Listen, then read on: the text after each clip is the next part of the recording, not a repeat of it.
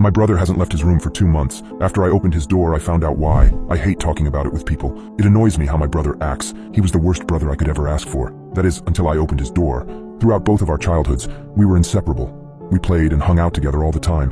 Things were happy. It all changed when I was 11, when I was diagnosed with leukemia. From what I've heard, Ryan was practically forgotten by my family. My parents constantly visited me in the hospital, staying by my side during the majority of my chemotherapy. Even when they were at home with Ryan, they still only thought and talked about me. I remember my brother's face as he saw me in the hospital bed. The first time he saw me, he looked distraught.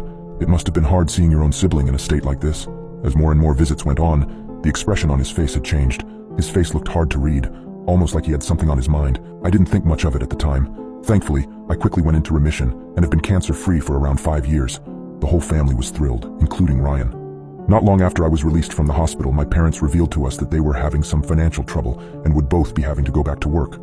I was 11 and my brother was 13, so they trusted us to be home alone. I'll never forget Ryan's face when they told us. He looked absolutely crushed. It was from then on that our relationship seemed to change. Ryan became distant and withdrawn. He was quicker to anger and didn't seem to want to be around me. At the time, I figured it was part of him becoming a teenager. While this behavior continued for the next 5 years, it was only around 3 months ago when his behavior began to get stranger. It started after he finished his senior year of high school. Once summer break began, he started spending much more time in his room. His bedroom is on the basement floor of the house, so he always has his privacy. Not long after school ended, I began to notice some odd signs. I remember sitting on the couch watching television. Ryan wasn't home, and my parents were out working. When Ryan came home, he was carrying some sort of container. I couldn't tell what was inside, since it was covered by a white sheet. I asked him what it was, but he told me loud and clear that it was none of my business. He brought the mysterious container down into his bedroom. He then came back upstairs, back outside to his car, and came in with another container, still covered by a white sheet. He continued this a few more times, coming back with more covered containers. At this point, I was extremely curious, but I didn't want to upset him by asking again. Once he finished retrieving the containers, he went back to his car and returned with more stuff.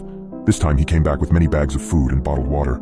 All of the foods were non-perishables, like bread, canned goods, and crackers. Finally, he went downstairs and locked the door. I was confused, but I wasn't very concerned. I began to get alarmed the next day when he still hadn't left his room at all. I knocked on his door, hearing him shout for me to go away. I tried pulling it open, but it wouldn't budge. He must have did something to lock it from the inside. Eventually, my parents got concerned too. They tried to open the door, but Ryan convinced them not to care. He told them that he was an adult and that he had food and water to sustain himself. They gave in, not wanting to argue after a long day of work. I, however, refused to give up. Every day I tried to convince him to get out, but he always yelled at me to go away. Finally, about a month later, I gave up.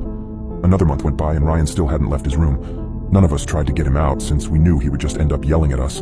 During the night, my mind would often wander and think about Ryan. As time went on, my thoughts